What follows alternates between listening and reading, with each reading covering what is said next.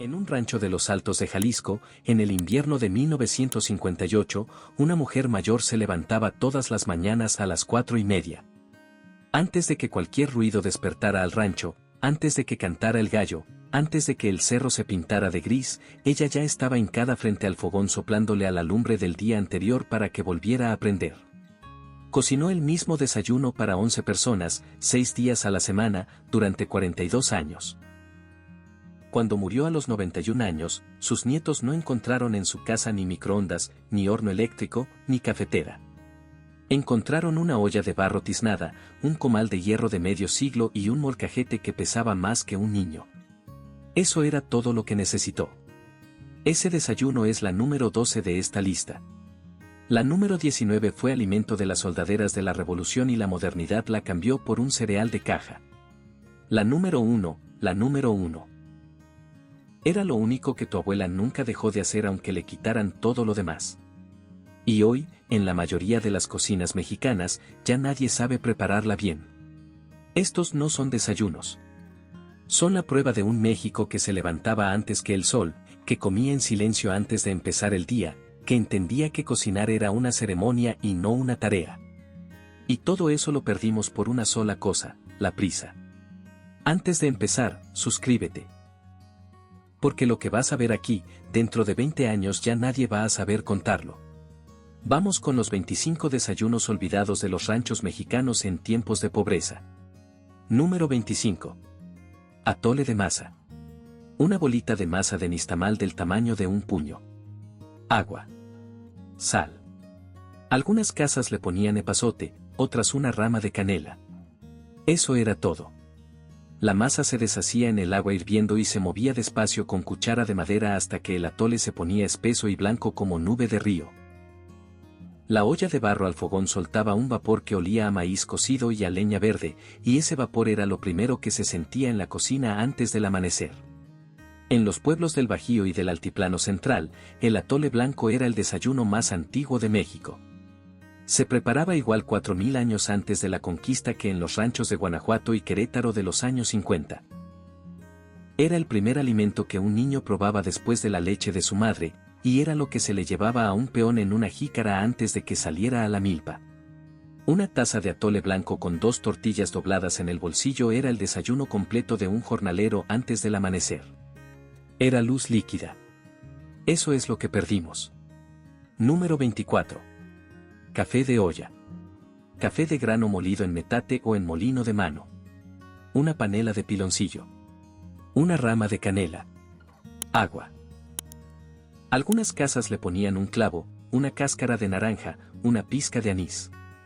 Todo iba a la olla de barro al fogón y se dejaba apenas hervir, no más, porque si hervía mucho el café se ponía amargo. El piloncillo se derretía despacio y teñía el agua de oscuro como tarde de tormenta.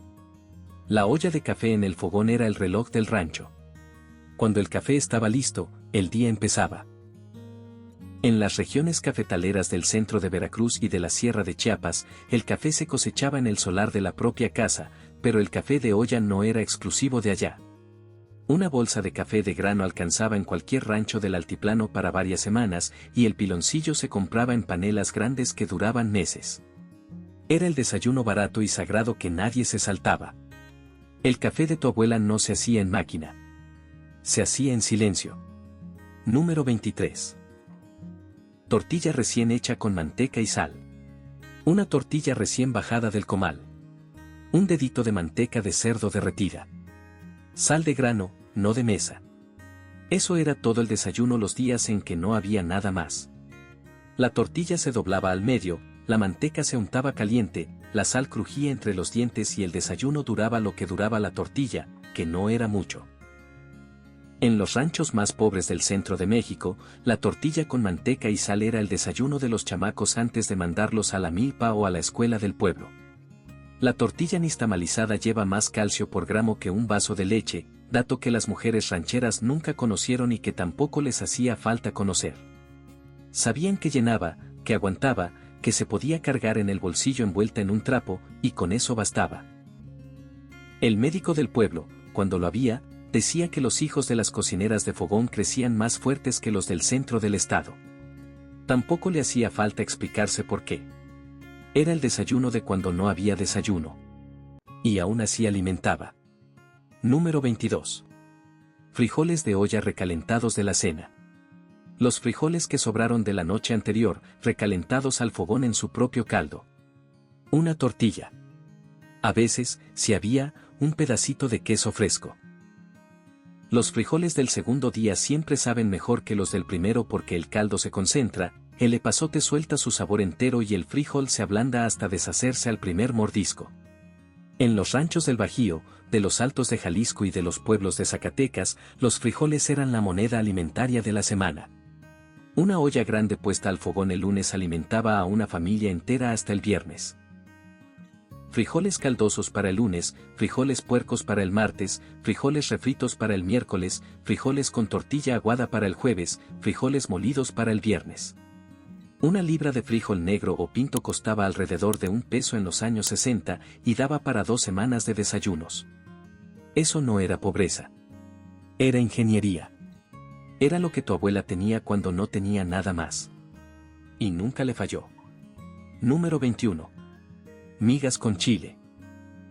Pan duro de varios días, partido a mano en pedazos del tamaño de una uña. Agua hirviendo con chile guajillo molido y un diente de ajo. Sal. A veces, cuando había, un huevo del corral roto encima al final. El pan se hidrataba en el caldo rojo y se volvía suave como si estuviera recién hecho. El chile teñía todo de un rojo profundo, casi terroso. Las migas son tradición rural de los pueblos del Altiplano Central, herencia que llegó con los frailes españoles y se quedó adaptada al fogón mexicano. En los ranchos del centro del país, las migas se preparaban especialmente cuando el bolillo o el pan de pueblo de la semana ya estaba duro y nadie iba a tirarlo. Tirar pan en un rancho pobre era pecado de ignorancia. El pan duro no era pan duro. Era materia prima de la cocina del jueves. El pan duro no era pan duro. Era cena del día siguiente. Número 20. Salsa de molcajete con tortilla. Tomatillos verdes asados al comal hasta que se ennegrecen los bordes. Chile serrano asado entero. Un diente de ajo asado con cáscara y todo. Sal de grano. Al molcajete, primero el ajo y la sal, después el chile, al final el tomatillo. Cada ingrediente cambiaba la textura de la salsa según en qué orden se moliera. Una tortilla recién hecha del comal y un buen pellizco de salsa fresca era desayuno completo. El molcajete tiene 5000 años de historia mesoamericana documentada en piedra volcánica. En los ranchos del centro y sur de México, Puebla, Tlaxcala, Oaxaca, Hidalgo.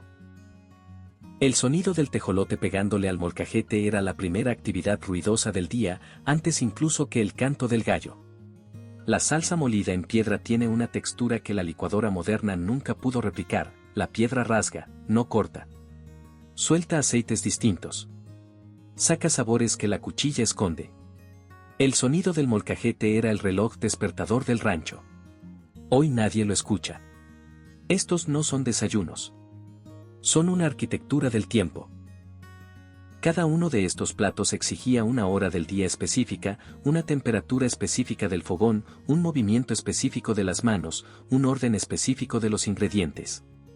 La cocina del rancho no era un lugar donde se preparaba comida rápido para salir corriendo. Era un sistema entero de despertar, de respirar, de empezar el día sin prisa porque el día empezaba antes que cualquiera, y por eso había tiempo. Una abuela ranchera no cocinaba antes del amanecer porque le sobrara energía. Cocinaba antes del amanecer porque entendía algo que la modernidad nos hizo olvidar, que el alimento no se prepara como tarea, se prepara como ceremonia. Cuando el mexicano del rancho perdió esa ceremonia, perdió también el tiempo de ser una persona antes de ser un trabajador. Número 19. Atole de pinole. Pinole, que es maíz tostado al comal y molido en metate hasta quedar harina fina. Agua. Piloncillo rallado. Una rama de canela. El pinole tiene un olor a tierra cosechada y a humo de leña que ningún cereal moderno se le acerca. Al disolverse en el agua hirviendo se vuelve un atole espeso, dulce, tostado, casi como si bebieras la milpa entera. El pinole es alimento prehispánico documentado en códices coloniales. Era la comida portátil de los mensajeros del Imperio Mexica, era el alimento de los arrieros, y durante la Revolución fue lo que mantuvo en pie a las soldaderas y a los ejércitos campesinos que cruzaron el país entero entre 1910 y 1920. Una bolsa de pinoles seco se podía cargar en el morral durante semanas y prepararse con cualquier agua que se encontrara en el camino. En los ranchos del centro y norte de México, el atole de pinole era desayuno común hasta los años 70, cuando empezaron a llegar los cereales empacados de marca americana. Era 4000 años de México en un vaso. Y se cambió por un cereal de caja. Número 18. Nopales asados al comal. Una penca de nopal limpia de espinas con la punta del cuchillo. Un comal caliente. Sal de grano. A veces un chorrito de jugo de limón, otras veces una pizca de chile piquín. Eso era todo. El nopal asado huele distinto al hervido, se carameliza ligeramente en los bordes, suelta su líquido, y se queda con un sabor ahumado que la olla no le saca. El nopal crece solo en los terrenos más áridos del altiplano central, Hidalgo, Tlaxcala, Querétaro, Zacatecas, partes secas del Estado de México. En los ranchos pobres del centro del país, era comida gratis. Las pencas crecían en el cerco, en los lindes de la milpa, hasta en las grietas de las piedras. Una penca de nopal grande tiene fibra suficiente para una mañana entera, agua suficiente para no necesitar otra bebida, y vitaminas que la nutrición moderna apenas está empezando a contar. Tu abuela nunca leyó un estudio sobre el nopal. Lo cosechaba porque crecía solo y porque alimentaba. El nopal era la planta más mexicana del rancho. La modernidad lo cambió por avena empaquetada. Número 17. Quelites con chile. Verdolagas, romeritos, huauzontles, malvas, quintoniles. Se cosechaban al amanecer, mojados de rocío, en los surcos del maíz o en el lindero del rancho. Se hervían apenas 2 minutos en agua con sal, se escurrían, se servían con salsa de molcajete. Cada quelite tenía un sabor distinto, la verdolaga era ácida y mineral, el romerito era amargo y firme, el huauzontle era dulce y crujiente. Comer quelites era leer la temporada con la lengua. En los ranchos del centro y sur de México, los quelites eran lo gratis del campo. Malezas comestibles que crecían entre el maíz sin que nadie las sembrara. La cocina del rancho aprovechaba lo que la milpa daba sin pedir permiso. Hoy las verdolagas se venden a 80 pesos el kilo en mercados gourmet de la Condesa y la Roma, presentadas como descubrimiento de chefs jóvenes. En 1965, una jícara de verdolagas frescas no costaba absolutamente nada porque las arrancaban los chamacos camino al pozo. Lo que tu abuela cosechaba camino al pozo, hoy se vende como alimento de moda.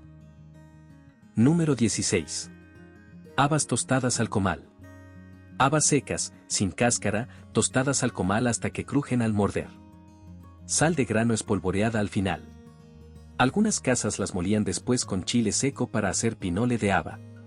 Otras las comían enteras, como botana matutina, antes de salir al campo.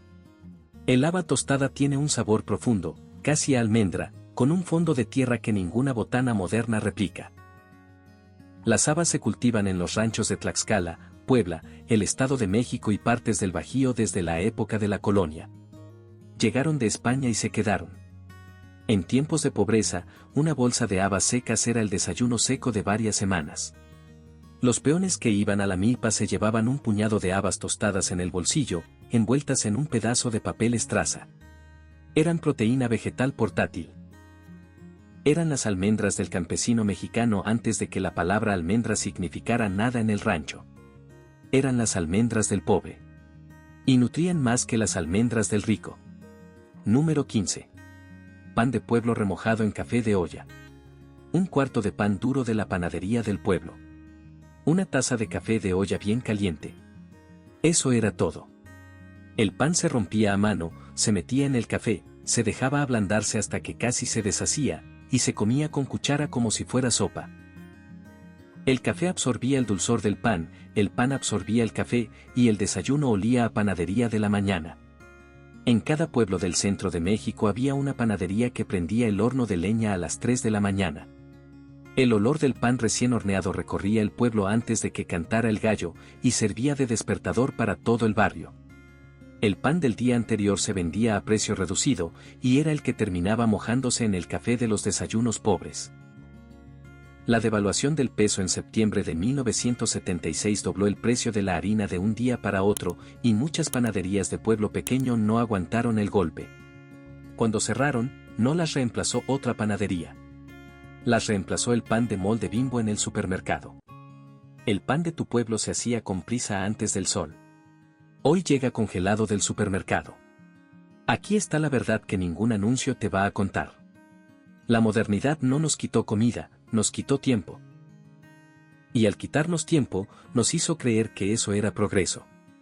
Pongamos las cosas en su nombre exacto. Un atole de masa tarda 20 minutos.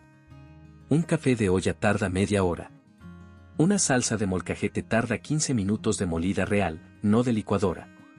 Unos frijoles de olla tardan 3 horas la primera vez y después se recalientan toda la semana. Una tortilla recién hecha del comal tarda 40 segundos por pieza, multiplicado por 20 tortillas para una familia, son 13 minutos al fogón.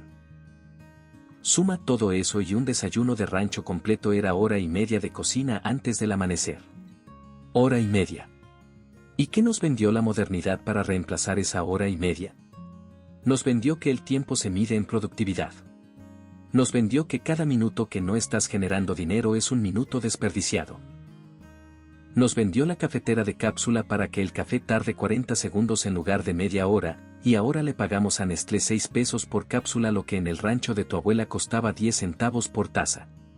Nos vendió el cereal de caja para reemplazar el atole de pinole, y ahora le pagamos a Kellogg's la importación de un alimento que México llevaba inventado 4000 años. Nos vendió la tortilla industrial empacada al vacío para reemplazar la tortilla del comal, y los pediatras del país llevan 20 años notando que los niños mexicanos modernos crecen con menos densidad ósea que los del rancho. Y la pregunta que nadie quiere hacerte en voz alta es esta: ¿a quién le convino que tu abuela perdiera ese tiempo? Porque alguien ganó. Cada minuto que dejaste de cocinarte antes del amanecer, lo gana una empresa que te vende una versión peor de lo que tú podías hacer en tu propia cocina por 1/10 del costo. Tu abuela no era más sabia que tú, no era más virtuosa que tú. Tenía algo que tú ya no tienes, y que te quitaron sin que te dieras cuenta. Tenía tiempo para cocinarse antes que el mundo le exigiera ser productiva. Eso es lo que perdimos. No fue la receta. Fue la mañana entera. Número 14. Chilaquiles de comal con salsa fresca. Tortillas duras del día anterior cortadas a mano en triángulos. Salsa de molcajete recién hecha, verde o roja. Queso fresco desmoronado. A veces un huevo estrellado encima, a veces un poco de cebolla cruda picada. Los totopos se ponían en la cazuela, se les vertía la salsa caliente encima, se dejaban ablandar apenas 1 minuto, y se servían antes de que se aguaran. La textura era el secreto. Ni totopo crujiente, ni tortilla aguada, sino el momento exacto del medio. Los chilaquiles existen en México desde tiempos prehispánicos según códices del Florentino y otras fuentes coloniales. El nombre viene del náhuatl chiquilitl, que significa metido en chile, sumergido en chile. En los ranchos del centro de México, los chilaquiles eran el desayuno de aprovechamiento por excelencia. Las tortillas que sobraban del día anterior, ya duras, ya sin servir para taco fresco, se transformaban al amanecer en un desayuno digno. La pobreza ranchera no permitía el desperdicio. La pobreza ranchera transformaba lo viejo en algo nuevo. Era alquimia. Tortilla vieja convertida en desayuno digno. Número 13. Caldo de habas con epazote. Habas secas remojadas desde la noche anterior. Agua. Una rama de epazote fresco. Chile guajillo o ancho desvenado. Un diente de ajo, 1/4 de cebolla, sal. El caldo hervía 2 horas hasta que las habas se deshacían y el agua se ponía verde turbia, espesa, casi como atole salado. El epazote daba un sabor inconfundible que ningún otro hierba ha podido reemplazar. En los pueblos del altiplano central, el caldo de habas era plato de cuaresma documentado desde la época colonial. Durante los 40 días previos a la Pascua, cuando la iglesia prohibía la carne y los ranchos católicos respetaban la regla a rajatabla, el caldo de habas reemplazaba al caldo de res en muchas casas pobres. La proteína vegetal de las habas, combinada con la tortilla nixtamalizada, Daba un perfil de aminoácidos completo que ninguna nutrición moderna superó. Costaba menos de $1 por olla en los años 60 y alimentaba a una familia de 6 durante 2 comidas seguidas. Los pobres comían sin saber que estaban comiendo bien. Hoy los ricos pagan por descubrir lo que ellos olvidaron. Número 12. Sopa de fideo aguada. Una bola de fideo seco. Un poco de manteca de cerdo. Jitomate molido con ajo y cebolla. Agua. Sal. El fideo se doraba primero en la manteca caliente hasta que tomaba color de cobre. Luego se le ahogaba con el caldo de tomate, se dejaba hervir 12 minutos, y soltaba ese almidón espeso que volvía la sopa una bebida casi sólida. Algunas casas le ponían un huevo crudo al final, otras unas hojas de epazote, otras un chorrito de leche. La sopa de fideo es de origen español, traída por los conquistadores como adaptación de la pasta italiana y plenamente arraigada en los ranchos mexicanos desde el siglo XVII. En los pueblos del centro del país, durante los años 70 de devaluaciones y crisis económicas, la sopa de fideo aguada era desayuno y comida en casas pobres porque una bolsa de fideo de medio kilo costaba alrededor de $3 y daba para varios días. El fideo era el alimento más barato del estante de cualquier tienda de pueblo. Llenaba sin pedir mucho. Calentaba sin discutir. Era la pasta de los que no tenían pasta. Y aún así, era pasta. Número 11. Gorditas de manteca al comal. Masa de nixtamal recién molida. Manteca de cerdo casera. Sal. Agua.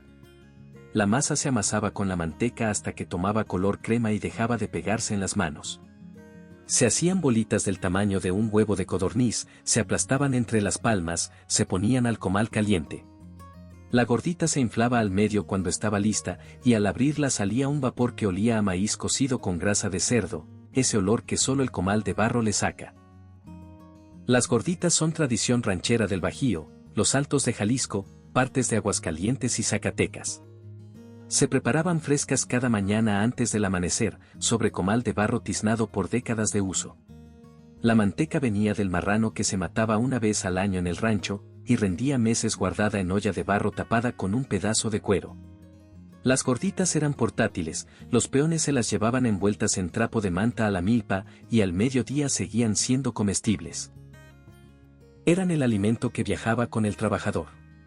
Eran el sándwich del rancho. Sin pan, sin nombre comercial, sin dueño. Número 10. Huevos en salsa verde con epazote. Tomatillos verdes, chile serrano, ajo, todo asado al comal y molido en molcajete. Manteca de cerdo. Hojas de epazote fresco. 2 o 3 huevos del corral, con la cáscara aún tibia de haberlos recogido en el gallinero. La salsa verde se sofreía en la cazuela, hervía 2 minutos, y los huevos se rompían directamente dentro del caldo.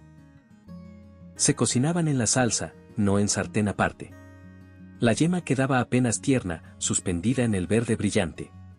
En los ranchos del centro de México, el corral de gallinas era la inversión más segura de la cocina. Una gallina ranchera ponía un huevo casi todos los días, y eso significaba que el desayuno del lunes estaba garantizado, el desayuno del martes estaba garantizado, y así toda la semana. El huevo del corral, recogido al amanecer y comido antes del mediodía, tiene un color de yema que el huevo industrial no replica. Es naranja oscuro, casi rojo, porque la gallina come maíz, hojas, insectos, lo que encuentra. La modernidad lo cambió por gallinas en jaulas que comen pellets y ponen huevos pálidos. El huevo del rancho era oro pequeño. Hoy se vende empacado en cartón de plástico. Aquí es donde se vuelve personal. Si creciste en un rancho y te fuiste al pueblo o a la ciudad, sabes lo que es entrar a una cocina moderna a las 5 de la mañana y darte cuenta de que ya no se oye nada.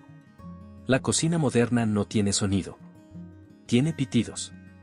La cafetera pita cuando termina, el microondas pita cuando termina, el refrigerador pita cuando lo dejas abierto.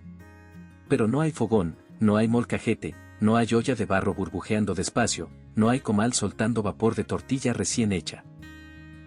Hay luz fluorescente y silencio mecánico. Tu abuela se levantaba a las 4:30 no porque le encantara madrugar, sino porque la lumbre del fogón tardaba 20 minutos en agarrar fuerza, el agua tardaba 10 minutos en hervir. La masa tardaba 15 minutos en estar lista para el comal y el café tardaba media hora. Toda esa coreografía de tiempos y movimientos era una conversación que ella tenía con el día antes de que el día le exigiera nada. Cocinar antes del amanecer no era trabajo extra. Era el rato en que ella era una persona y no todavía una madre, una esposa, una trabajadora del rancho. Cuando la modernidad le dio una estufa de gas que prende en 3 segundos, le quitó esos 40 minutos de ser ella misma. Y ese silencio tuyo de las 5 de la mañana en tu cocina moderna, es el eco de los 40 minutos que perdió tu abuela y que tú heredaste como costumbre normal. Número 9. Tamales de frijol envueltos en hoja de milpa. Masa de nixtamal batida con manteca y sal hasta esponjar. Frijoles refritos espesos. Hojas de maíz secas remojadas en agua tibia. La masa se untaba en la hoja, encima un cucharón de frijoles, se doblaba la hoja como sobre, se acomodaba parada en la olla con tantito agua al fondo, se tapaba con más hojas. 1 hora y media al vapor. El olor del tamal cocido, de la masa con la hoja, de la manteca caliente, llenaba la cocina entera y se metía en la ropa. Los tamales están documentados desde el México prehispánico en códices y en hallazgos arqueológicos de más de 1500 años de antigüedad. En los ranchos del centro y sur del país, los tamales de frijol eran desayuno común porque el frijol siempre estaba en la casa. Las mujeres los preparaban en cantidad los domingos, 200 o 300 a la vez, y se comían toda la semana. El tamal era portátil, no se enfriaba rápido, no necesitaba plato ni cuchara. Era comida que viajaba sola al campo, a la escuela, al mercado. Era el primer envasado al vacío de la historia, diseñado por mujeres mesoamericanas que no tenían laboratorio. Eran el primer envasado al vacío de la historia. Diseñado por mujeres sin diploma. Número 8. Tamales de ceniza, los nejos. Maíz nixtamalizado con ceniza del fogón en lugar de calorías, masa simple, sin manteca, sin sal, sin relleno. Hojas de milpa. El tamal nejo es del color del cemento mojado, gris ceniciento, austero, sin adornos. Su sabor es mineral, casi terroso, con un fondo de humo que viene de la ceniza. No se parece a ningún otro tamal mexicano. Los tamales nejos están documentados como tradición indígena en la Sierra Norte de Puebla, partes de la Huasteca hidalguense y zonas de Guerrero. La ceniza del fogón. Ceniza limpia de leña de encino, no de cualquier madera, se usaba en lugar de la cal porque la cal había que comprarla en la tienda del pueblo y la ceniza era gratis, salía sola del fogón cada noche. Esto era cocina de la pobreza más extrema, cocina de los hogares donde no había para calorías. Y aún así, los nejos alimentaban. La nixtamalización con ceniza libera la niacina del maíz igual que la cal, dato que las cocineras indígenas sabían desde hace 2000 años sin haber tomado clase de química. Eran tamales de nada. Y aún así eran tamales. Número 7. Quesadillas de comal con flor de calabaza. Tortilla recién hecha del comal. Flor de calabaza fresca, cortada esa misma mañana de la milpa, sin pistilo, sin tallo. Queso fresco desmoronado. Una hoja de epazote. La flor se ponía sobre la tortilla cruda en el comal, se cubría con queso, se doblaba al medio, se dejaba que el comal terminara de cocer la tortilla y de marchitar la flor al mismo tiempo. La flor de calabaza nunca se cocina, solo se marchita. Esa diferencia importa. La flor de calabaza viene de la milpa, sistema agrícola mesoamericano de más de 4000 años que combina maíz, frijol y calabaza en el mismo terreno. Cuando la planta de calabaza florecía, las flores macho, que no iban a dar fruto, se cortaban y se comían. La flor hembra se dejaba para que se hiciera calabaza después. Nada se desperdiciaba en la milpa. Comer flor de calabaza era comer la calabaza 2 veces. Una vez como flor en julio, otra vez como fruto en septiembre. Era cocina con calendario agrícola, cocina que sabía en qué mes del año vivía. Era cocina con calendario agrícola. Hoy comemos sin saber en qué mes vivimos. Número 6. Avena con piloncillo y canela. Avena en hojuela gruesa, no la avena instantánea. Agua, no leche, en las casas más pobres, leche bronca cuando había. Piloncillo rallado. Una rama de canela. A veces unas pasas, cuando llegaba la temporada. La avena se cocía despacio en olla de barro al fogón, se movía cada cierto rato para que no se pegara, y al final el piloncillo derretido la teñía de oscuro y le daba ese sabor profundo de caña quemada que el azúcar refinada nunca alcanza. La avena llegó a México como alimento de hospital y cuartel a finales del siglo XIX, importada por la naciente industria farmacéutica como alimento para enfermos y convalecientes. Hacia los años 40 y 50 del siglo XX, se había integrado al desayuno ranchero en zonas del centro del país, especialmente para niños y enfermos. La diferencia con la avena moderna era el piloncillo, en lugar del azúcar refinada o del jarabe de maíz que hoy traen los cereales empacados, los ranchos mexicanos endulzaban con piloncillo, que es jugo de caña reducido sin procesar y conserva minerales que el azúcar blanca pierde. Era el cariño en olla de barro. Hoy lo venden en sobre individual. Número 5. Champurrado al fogón. Masa de nixtamal disuelta en agua. Chocolate de mesa rallado. Piloncillo. Una rama de canela. El champurrado se batía con molinillo, ese palo de madera con anillos sueltos que las manos rancheras hacían girar entre las palmas hasta sacar espuma del fondo de la olla. El olor del champurrado en madrugada de invierno, el chocolate con masa y piloncillo, todo cociéndose junto en la olla de barro. Es uno de los olores más mexicanos que existen, y no hay manera de replicarlo en una estufa eléctrica. El champurrado es bebida documentada desde el México prehispánico. El chocolate molido en metate, mezclado con masa de maíz y endulzado con miel o piloncillo, era bebida de fiesta y de día frío en el Imperio Mexica, y siguió siéndolo en los ranchos mestizos durante siglos. En el centro de México, durante las madrugadas frías de noviembre, diciembre y enero, una taza de champurrado caliente antes del amanecer era abrazo en forma líquida. Calentaba antes que saliera el sol y antes que nadie hablara. Era el desayuno que no necesitaba tortilla porque ya era comida completa por sí solo. Era México prehispánico vivo en una taza. Y se cambió por chocolate en polvo. ¿A qué hora desayunaste hoy? Y antes de contestarme, piénsalo bien. ¿Te sentaste? ¿Cocinaste algo? ¿O te tomaste un café de cápsula parado junto al fregadero mientras revisabas el celular? Porque si tú ya no recuerdas la última vez que te despertaste antes que el sol, prendiste un fuego con tus propias manos y cocinaste algo en silencio, entonces ya sabes exactamente lo que se perdió en una sola generación. Estas comidas son lo que te queda. Aprende una. La que sea, la más simple. El atole de masa, las gorditas de manteca, los huevos en salsa verde.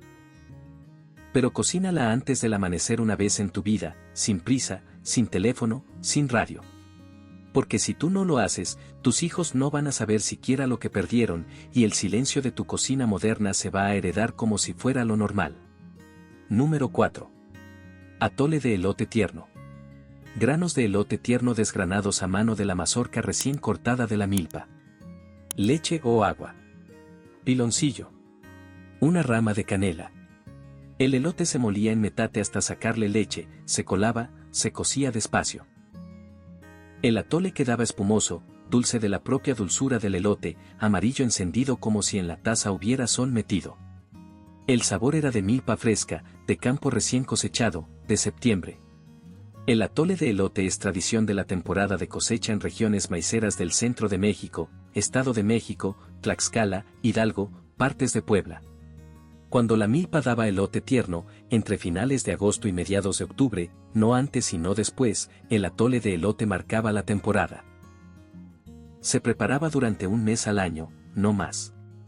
Era atole con calendario, atole con cita exacta. Las abuelas rancheras lo esperaban 11 meses para tomarlo, y por eso cuando llegaba la temporada lo atesoraban. La modernidad nos enseñó a comer todo en cualquier momento del año, y al hacerlo nos quitó la espera, nos quitó la temporada, nos quitó la fiesta de lo que solo pasa una vez al año. Tu abuela conocía las temporadas como conocía a sus hijos. Hoy comemos sin estaciones. Número 3. Calabaza en tacha. Una calabaza de Castilla grande, partida en cuartos, con cáscara y semillas. Piloncillo en cantidad, 2 o 3 panelas. Canela. Agua, apenas la suficiente para que no se pegara al fondo de la cazuela. 4 horas de fogón lento, cuidando la lumbre para que no se apagara y no se subiera. La calabaza se confitaba dentro de su propio jarabe, el piloncillo se volvía caramelo oscuro, casi negro, y la cocina entera olía a noviembre durante mediodía. El olor era tan fuerte que se metía en la ropa, en las paredes, en el pelo. La calabaza en tacha es tradición documentada en los pueblos del centro de México y el Bajío durante los meses de octubre y noviembre, cuando la calabaza de Castilla está en temporada. Se preparaba en cazuela grande de barro, en fogón lento, durante varias horas. Era postre de Día de Muertos, ofrenda en el altar, pero también desayuno de noviembre frío. Una porción de calabaza en tacha con su jarabe espeso y una taza de leche tibia era desayuno de domingo o de día de fiesta. Era dulce sin azúcar refinada, era postre del pobre que sabía mejor que el postre del rico, era ingeniería culinaria de 4 horas que la modernidad no quiere replicar porque tarda demasiado. 4 horas de fogón. Eso es lo que perdimos. No la receta. El tiempo. Número 2. Frijoles refritos con totopos. Frijoles cocidos del día anterior, escurridos. Manteca de cerdo, abundante. Sal. Tortillas duras cortadas en triángulos y tostadas al comal hasta quedar crujientes. Los frijoles se machacaban en la cazuela mientras se freían en la manteca caliente, soltaban un olor profundo, casi a tierra, y se iban concentrando hasta que la cuchara se sostenía parada en la cazuela. Los totopos se mojaban en los frijoles refritos y desaparecían en una mordida. Los frijoles refritos son tradición documentada de cocinas rurales del centro y norte de México. La técnica de freír los frijoles ya cocidos en manteca para concentrarlos viene directamente de la economía del rancho, lo que sobraba de la cena del día anterior se reinventaba como desayuno del día siguiente. Esa transformación, caldosos un día, refritos al siguiente, molidos al tercero, era ingeniería de aprovechamiento. En los ranchos pobres, los frijoles refritos eran lujo modesto, lujo de manteca abundante, lujo de tortillas tostadas, lujo de tiempo para refreír. Era el desayuno de domingo, el desayuno de visita, el desayuno de cuando la semana había salido bien. Era el frijol vuelto a nacer. La pobreza vuelta a arte. Número 1. Tortilla recién hecha del comal. Masa de nixtamal recién molida, fresca, todavía tibia del molino. Sal de grano, no más. Un comal de barro o de hierro fundido, calentado al fogón hasta que una gota de agua salta y desaparece. Nada más. La tortilla se palmeaba entre las manos, se acomodaba en el comal, se volteaba a los 40 segundos cuando ya tenía pintitas oscuras del lado de abajo y al minuto de cocción se inflaba al medio. Esa inflación es la prueba de que la tortilla está bien hecha. Cuando se rompe, suelta un vapor que huele a maíz cocido, a fuego de leña, a casa entera de tu abuela. La sal de grano cruje entre los dientes. La tortilla nixtamalizada es alimento documentado desde hace más de 4000 años en Mesoamérica. La nixtamalización, cocer el maíz con cal o ceniza, libera la niacina del grano y previene la pelagra, la enfermedad por deficiencia de niacina que diezmó a poblaciones enteras de Europa cuando llevaron el maíz al viejo continente y no llevaron la nixtamalización. La ciencia tardó 4000 años en confirmar lo que las mujeres mesoamericanas ya sabían en silencio. Una tortilla recién hecha del comal nunca tuvo competidor en el rancho mexicano. Era plato, era cuchara, era pan, era envoltura de comida, era guardado de sobras, era desayuno, era cena, era ceremonia. Era el centro alrededor del cual giraba la vida entera del rancho. Y aunque la tortilla industrial empacada al vacío del supermercado lleva 50 años intentando reemplazarla, no lo ha conseguido. Porque la tortilla del comal no es solo tortilla. Es tu abuela en forma de pan. Si te llevaras una sola cosa de tu rancho, te llevarías esa. Tu abuela te enseñó cómo hacerla. Y si nadie te enseñó, todavía estás a tiempo. Mi reto para ti esta semana, levántate antes que salga el sol. Una sola vez. No tienes que prender un fogón de leña porque ya casi nadie tiene fogón, pero sí puedes apagar la cafetera de cápsula y prender una hornilla de gas y poner una olla de agua a hervir despacio. Prepara uno de estos. El que sea, el más simple. El atole de masa, las migas con chile, los frijoles refritos. Pero hazlo en silencio. Sin teléfono. Sin radio. Sin prisa. Siéntate a la mesa cuando esté listo, no de pie en la cocina. Sirve un plato, no agarres directamente de la olla. Come despacio. Porque estos desayunos nunca fueron solo una forma de empezar el día. Eran una forma de ser una persona antes que el mundo te exigiera ser otra cosa. En los comentarios cuéntame cuál vas a preparar y de qué pueblo era tu abuela. Quiero saber si las gorditas de manteca eran iguales en los Altos de Jalisco que en el Bajío, si el atole de pinole en Zacatecas se hacía con la misma proporción que en Durango, si los tamales de ceniza de la Sierra Norte de Puebla se acuerdan en otras regiones también. Quiero leer el nombre de cada rancho que mencionen ustedes en los comentarios. Porque estos no son nada más videos. Esto es un acto de archivo.